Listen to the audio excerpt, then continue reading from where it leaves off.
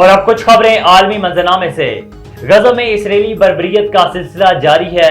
رہائشی مکانات پر اسرائیلی فوج کی بمباری سے کم از کم 40 فلسطینی شہید جبکہ 100 سے زائد زخمی ہو گئے۔ عرب میڈیا کے مطابق غزہ کے مقامی حکام نے ایک بار پھر اسرائیل اور امریکی انتظامیہ کو جاری جرائم کا ذمہ دار قرار دے دیا۔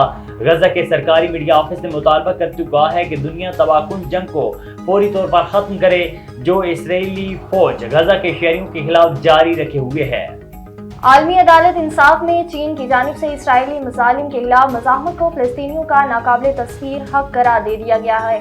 میڈیا رپورٹس کے مطابق عالمی عدالت انصاف میں فلسطینی سرزمین پر 57 سالہ اسرائیلی قبضے کے خلاف سماعت کے دوران چینی قانونی مشیر نے کہا ہے کہ فلسطینی عوام کی غیر ملکی جبر کے خلاف مزاحمت ایک ناقابل تسخیر حق ہے۔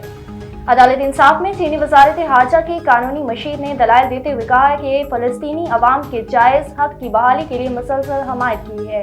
وینزویلا میں غیر قانونی سونے کی کان گر گئی جس کے نتیجے میں 20 سے زائد افراد دب کر ہلاک ہو گئے۔